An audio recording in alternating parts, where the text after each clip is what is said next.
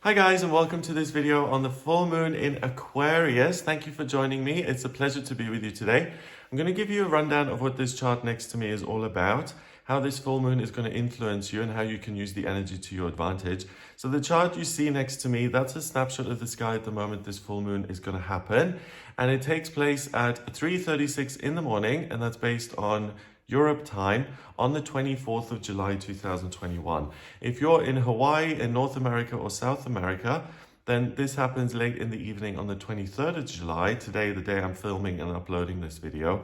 So it's happening very soon. Let's see what this is all about. So a full moon happens every 28-day period, and it's when the moon reaches its completion point and it's fully lit up and it lets go of its energy, showering us in its energy. So you'll be feeling a lot of this Aquarius energy coming through, inspiring you to look at new ideas and to think about other people and to innovate and to fantasize a little bit and to look at what the future could be. It's very optimistic and hopeful.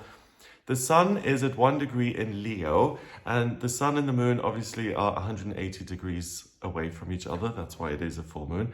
The sun rules Leo, so it's very happy in that placement. The sun is at the center of our solar system. And in your personal system, the sun is your solar plexus chakra, and it's what governs your sense of energy and enthusiasm and desire and passion and fun and life. It's really what allows you to take control of your circumstances and to make the most of them and to literally illuminate them. So it's all about having fun and being in a position of strength and looking to the future and enjoying what you've got in your life right now and doing something that's meaningful to you. Leo is about being in the limelight. It's also about the ability to let loose and to just enjoy yourself.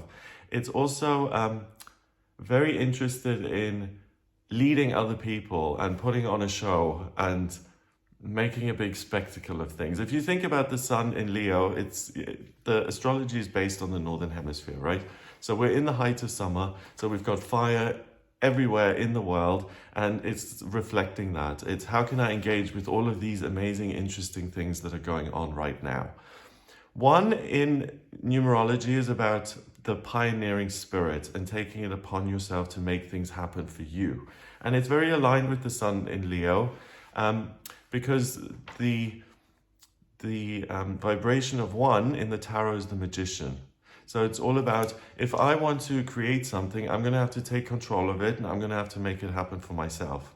So it puts the responsibility on you to look around your life and to bring the fire yourself. So it's very empowering. It's going to make you feel like you're kind of skipping over your issues and your problems, whereas other times you're, swimming underneath them. It just makes you feel like things aren't that serious. There is hope for the future. You can turn things around.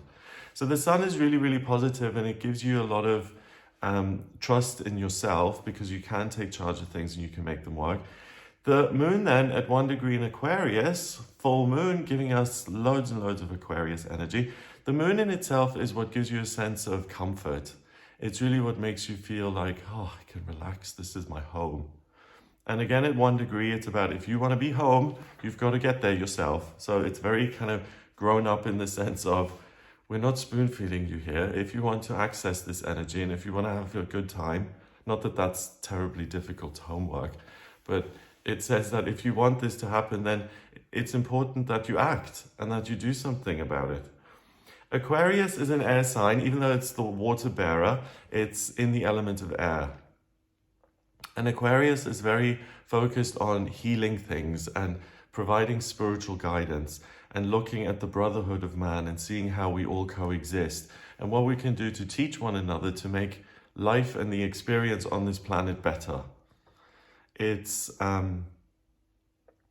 very interested in innovation through science and technology and communication and using ideas to solve real life problems. So it's often very abstract because it lives in this realm of ideas and communication.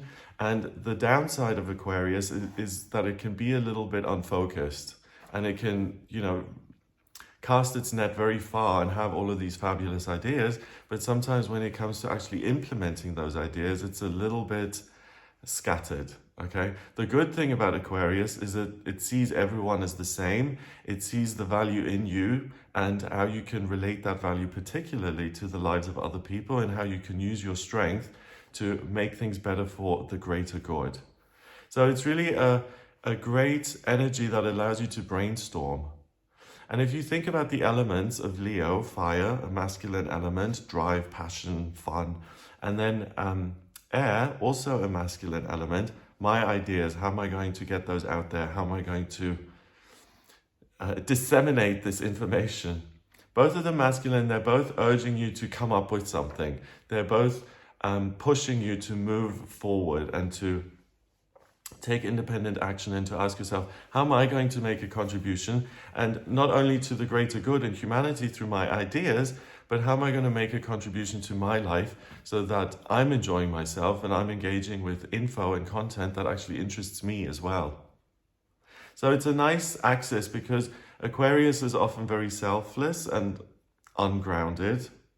And Leo is fun, and it's focused on the self, and it's focused on what can I do in this situation for myself and others. So it's really both ends of the axis, Leo and Aquarius, they're both very positive. And this is overall very positive because it gives you a wealth of ideas, but you're not just selflessly thinking, okay, how can I give all of this away for others? It's also going to be, well, how's this going to benefit me? So you'll be able to get something out of this. And if you're planning something like a new business, or if you're in negotiations at the moment, it's a good time to do this because you're not just going to dismiss your own needs and wants.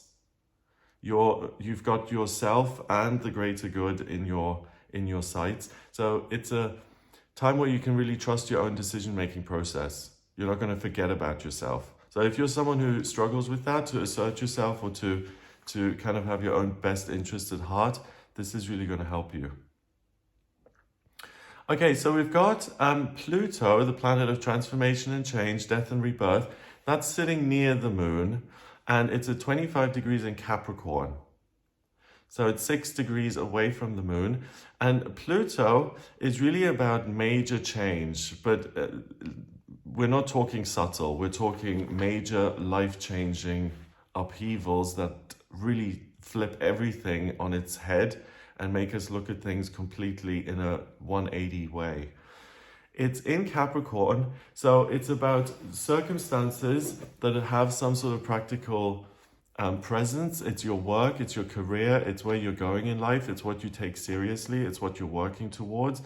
And with 25, 2 and 5 is 7, that's the mind and creativity. So Pluto is kind of rumbling along in the background saying, okay, how are you going to change your life circumstances? How are you going to change the landscape of your everyday experience, particularly as it relates to your work and where you live and how you live and what time you get up? Do you get up at 6 in the morning? Are you happy with that? Or would you like to change things so that you can get up at 8 in the morning or at 4 in the morning, whatever your schedule is? So Pluto is kind of sneaking in the back here saying, okay, have these wonderful ideas, brainstorm, see how it can affect other people and yourself, but also take this very seriously and use this creativity and the sense of fun and control to seriously think about how you can change your life circumstances. So that's actually really nice because it makes your life appear as it is, which is very pliable and which is very susceptible to your influence. And if you manifest certain things or if you work towards new outcomes, you'll really be able to make those happen. So today is an important day to look at what you want to achieve in future. So if you're someone who's very good at making, a 5-year plan or a plan for the year ahead or a plan for the next few months ahead, then amazing. Do that, engage with it. You'll get loads of info and you'll also get creative, practical ideas about how to get to those 5-year goals, right? If you're someone who struggles to plan ahead, then this is a time where it's going to feel a lot easier to actually do that. And sometimes it is important to play the tape forward and to look at what's coming up. Obviously, if you're in a fearful situation, and you're worried. We do that anyway, okay? Like a loved one goes out for the night and you sit at home and you're waiting for them to come back, and it's getting later and later, and it's like you start having all these negative ideas, what could be happening, and that's not helpful because you're just worrying, okay? But when it comes to your life, it's important to be guided by your higher self, but it's also important to have some sort of a plan as to where you're going. And I mean, that's pretty obvious. That's why we have universities where people attend for 3 or 4 years, because the plan is in 3 or 4 years, I want to have a degree, I want to have a qualification that I can use for work, and then my career is going to look different, right?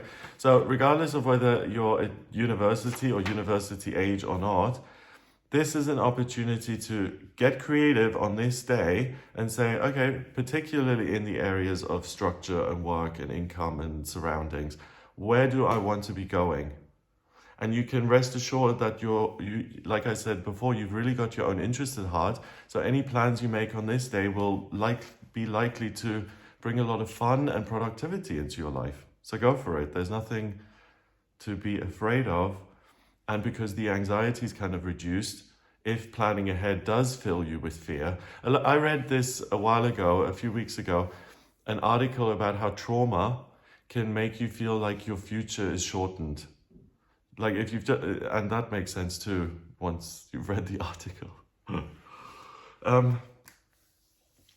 If something traumatic happens to you at 14, right, then you're not going to be thinking about what's happening at 60 because you're in survival mode. Of course, that's going to shorten your sense of the future because you're just getting through day to day. If everything is peachy and you're 18 and you're in a good space, then of course you're going to assume that you've got this big future ahead of you. Of course I'm going to go to college or not, or get a job or an apprenticeship, and then I'm going to do this and family. So this is a really good time where anyone, trauma, no trauma, shortened sense of the future, or it's just this amazing journey laid out before me, wherever you're at with that, it really calms it down. The water bearer kind of soothes this whole thing and gives you the opportunity to use your creativity to think ahead. So make use of that. It's going to benefit you. Okay, then we've got the so the moon and Pluto are next to each other. Then we've also got the moon forming a trine with Black Moon Lilith at 0 degrees in Gemini. Okay, Black Moon Lilith is something that I include in my charts. I use Black Moon Lilith, I include Chiron, which not everyone does.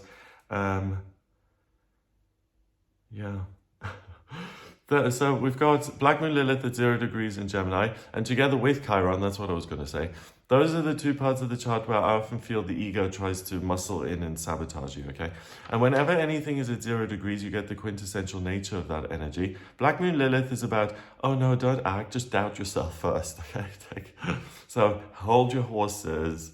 Are you really that confident? It kind of sows those seeds of doubt. It's in Gemini, which is about communication and putting your point across, and it forms a trine with the actual moon. So what makes you feel comfortable and thinking about all of these ideas, Black Moon Lilith is going to say, hang on a minute, it's all very well that you've got all these ideas going on, but don't share them with other people. People are going to steal your ideas, or they might misunderstand and they may laugh at you. So keep it zipped up and quiet.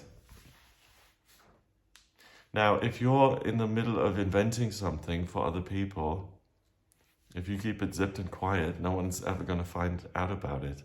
And that's what the ego is trying to do here. It's trying to make you reluctant to share your ideas and your plans for the future because it wants them to be forgotten and it doesn't want them to be shared. It doesn't want them to take on a life of their own, and it wants you to stay stuck.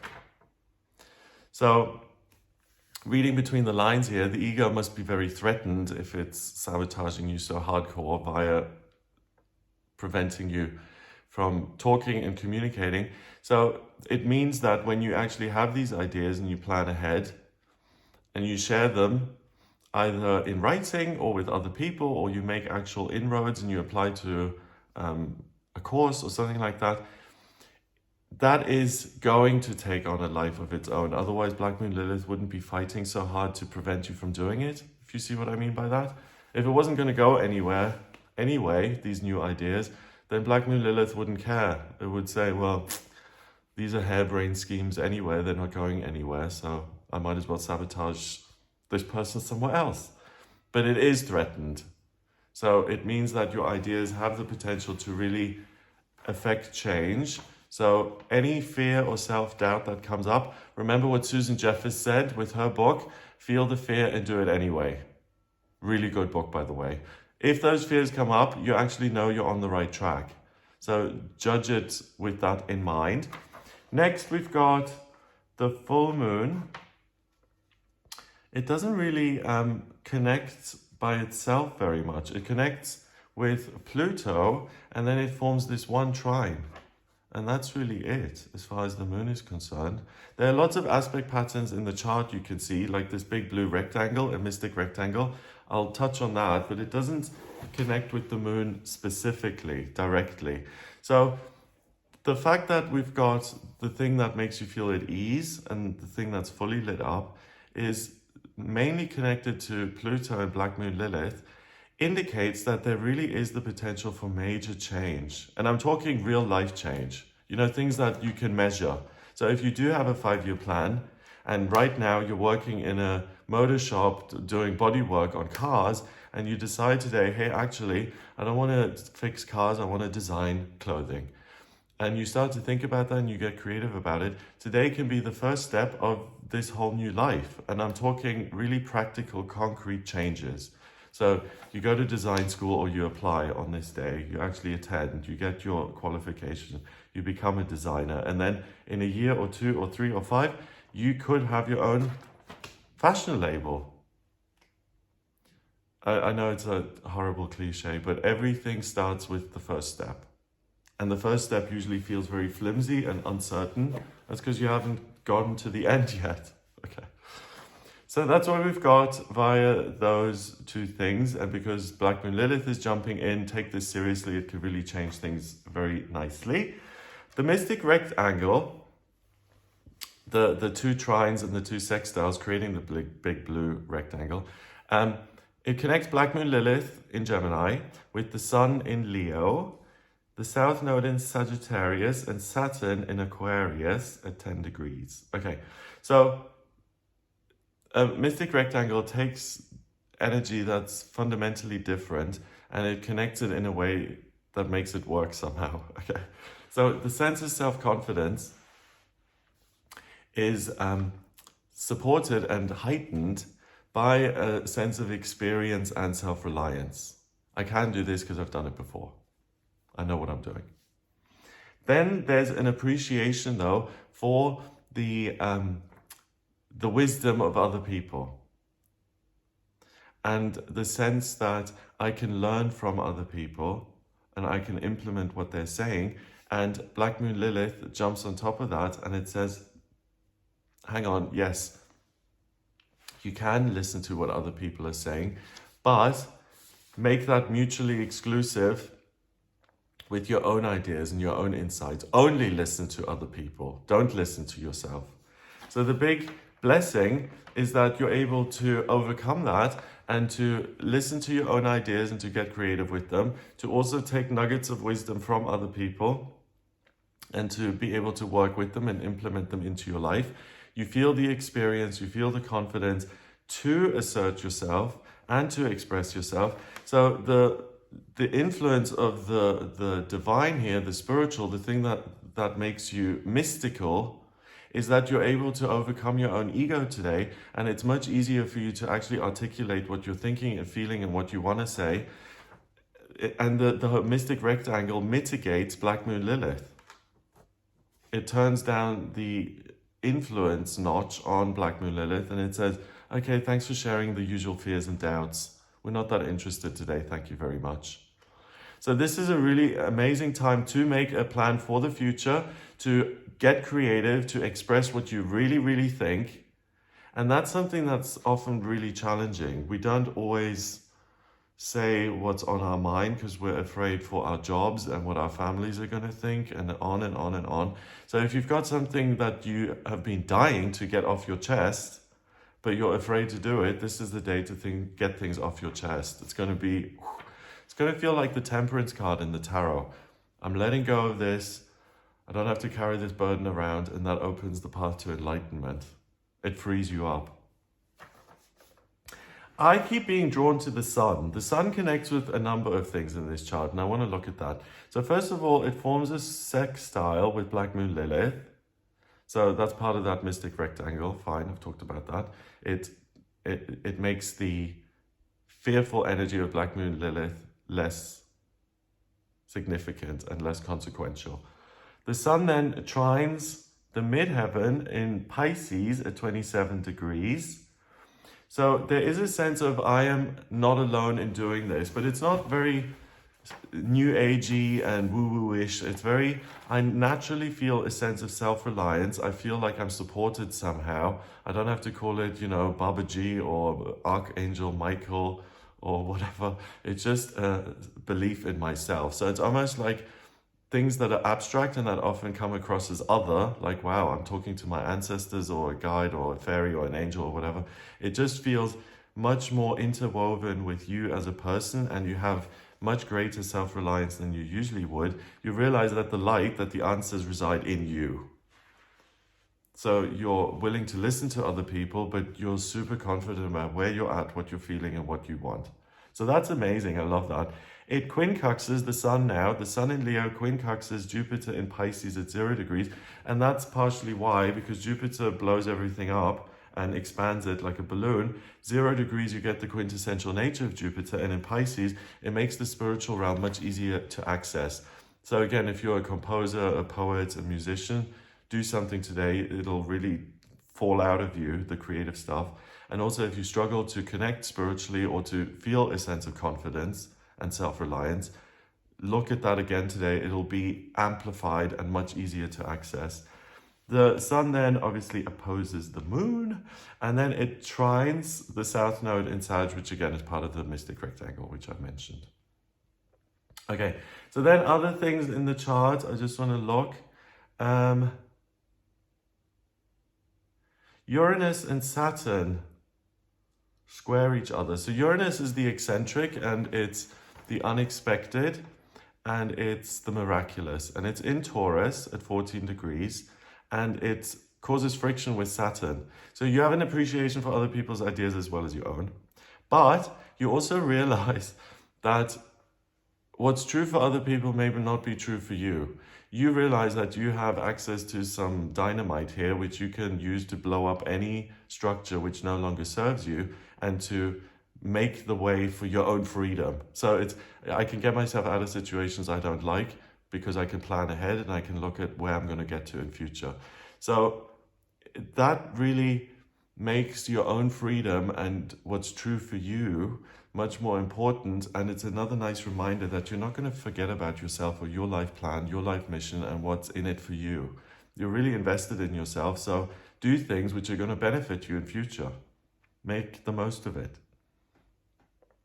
The North Node at 8 degrees in Gemini, on a spiritual level, it's really important to use this strength to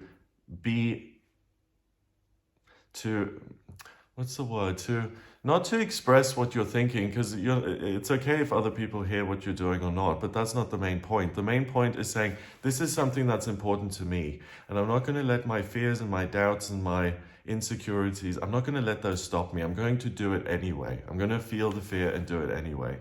And that's really important on this day. The universe wants you to push through a little bit, to overcome any barriers that have cropped up or faulty beliefs that you've decided are true, and to really push through on your purpose. You've got everything that you need to feel self-reliant, to feel confident, and to feel like the actions you take have a genuine impact, and you're influential, and you can alter the world. You really can. As one person, you can change the world, but before that, you can change your own life. It's really doable. You can change the way your life looks. You can make decisions for yourself, you can think for yourself, and your life can be pretty much whatever you want to be. If you want to live in an RV in the desert, you can do that. If you want a beautiful flat on the Champs-Élysées in Paris, then you can do that. Just set the goal. The details will come as you progress on that path. Okay, so the flat on the Champs-Elysees is going to be expensive. So first thing we're going to have to do is change your career to create you the income so you can have that flat. The details, and by that, anything is a detail. The income you have, where you live, how you look, it's all details. Just set the goal and the concrete steps to get you there will come with the Pluto at 25 degrees. It makes you very creative about jigging your circumstances around. I think that is it. We have a T-square in the chart. It connects the south node with Black Moon Lilith, and then it squares Venus at 2 degrees in Virgo at 3 degrees. Wow. Okay, Venus in Virgo is like having a very powerful decoding machine sitting next to you. You're able to make sense of spiritual information, creative information. You're able to be very imaginative and detailed, but you're able to translate that into concrete, practical action moving forward. Venus in Virgo can be somewhat critical when it comes to other people, and it's at 2 degrees in relationships. So you may want to take a detour on this day that pulls you away from being creative and thinking about your future by criticizing others. So if you find yourself sitting in the staff room and you're like, oh, he's a nightmare and he's this and rah, rah, rah. If you just find yourself criticizing other people and being really, using that amazing eye for detail to pick up on what's missing and what's wrong with other people, you're missing the point, because this is about looking at the details of your own life and then redesigning it to make it better. So you're wasting your time if you're looking at other people's issues, because you don't have the power to change them and to plan their lives. And neither would you want to. Why would you? Everyone's free to choose what they're going to do. So make sure you use this correctly. And if you find yourself criticizing and having got off track a little bit, bring it back and say, well, let me criticize my own circumstances as such in order to improve them and to change them and to make things look different. Mars is next to that Venus in Leo, so total self-reliance, love it. It opposes Jupiter, so it's amplified. So you're not going to be lacking in confidence. And again, with the Venus criticism stuff, if you feel very confident and you feel justified in your criticism, be careful that you're not you don't get confrontational, because again, it's a whole detour into a realm of this isn't helpful. It's not humanitarian. It's not looking at innovation. It's just saying, I don't like your hairstyle. I mean, it's not going to get you anywhere. And then if you're super confident about it, it's like, well, that's what I feel, so I'm going to tell you. You don't need to engage on that level. It's pointless. Okay, so let's see if there's anything else I've missed. I just want to double check this. We have 2 triangles of harmony, which is something I've come up with. It's a trine and 2 sextiles. We've got 2 of them, but neither of them connect with the moon, really. The first one is the moon trines Black Moon Lilith, yep. And then we've got the 2 sextiles on top of it with Pisces. So the natural kind of download of spiritual energy and confidence allows you to overcome the reluctance to speak, and you actually are able to do it. So that's something that works in your favor. And then we've got the South Node and Chiron and Saturn forming another triangle of harmony. And that gives you this ability to have faith in your own thinking and in your own decision-making process and planning ahead ability for the future. And it says, even though it's scary right now, I'm going to keep pushing through and I'm going to do it, because my ideas are just as solid and reliable as anyone else's. I love this for you. It's super I matter too. What's in it for me? I deserve to be happy. I have control over my life. You know, it's all those positive, affirming statements that just make you feel at ease and friends with yourself.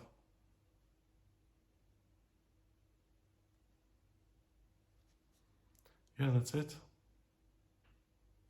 Well, another T-square, an opposition and two squares. Mars and Venus with Jupiter and Black Moon Lilith.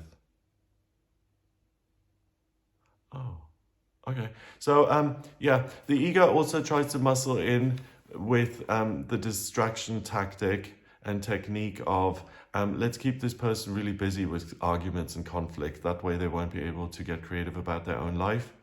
So the ego muscles in on that by saying, okay, I've got fear as in my arsenal as a way to control this person and to get them to zip it. And I've got other people, I can try and create some drama and conflict there, again, in order that they don't focus on their own lives and that they're distracted and that they don't use this to their advantage. So avoid conflict, and when you feel the fear, that's your ding, ding, ding moment to say, hey, I'm on the right track. Let me go through the fear and on to my amazing future. Yep. There we go. So I think that's it. The aspect patterns, it takes, like I always look at them a little bit because something else usually reveals itself to you. More will be revealed. As the Yod in the chart that I've just noticed, a Yod is two quincunxes in a sextile, and that's known as the finger of God. And it's a special talent. It's a special thing that you've been given on this day. So it connects the midheaven in Pisces with Mars in Leo and Pluto in Capricorn. Wow. Yeah, so it's this ability to dream and then to have the gumption to actually follow through with those dreams and to put in practical action steps. So overcoming fear, which usually would hold you down. So it's like the universe gives you a huge dose and boost of your own confidence level, free of charge via this full moon. So enjoy it and do something about it. Have a wonderful time. If you would like a personal reading with me, then please get in touch via my website. It's gregoryscott.com. On the front page, click on book your reading to audio reading with me. In my personal readings, I use astrology, tarot, numerology, and I use my intuition as I go. And I draw up a chart just like this one. I use your place of birth, date of birth, and time of birth. And once I have those three details, I get a snapshot of the sky at the moment you were born. And that's there for life. That's that one moment in which you were born, and it tells me a lot about you, your life purpose, your spiritual development, your relationships, your finances, your career, your hopes and dreams, anything at all. So if you have any questions, then please do get in touch with me for a personal reading. And I'll look at your birth chart, I'll look at your progress chart to see how you've changed over the years, the transits to see what's coming up for you in future over the next couple of months and years. I can do your solar return chart if it's your birthday. That's always good to look at the 12 months ahead. The astrocartography is a way of looking at what parts of the planet influence you in a particular way. So if you're looking at moving and where to move and what's going to work and what isn't, then get in touch. I can look at all of those things for you. I hope you liked this video. If you did, then please give it a thumbs up, hit subscribe, and share the video online. Thanks for joining me today. Have a wonderful full moon, and I'll speak to you soon.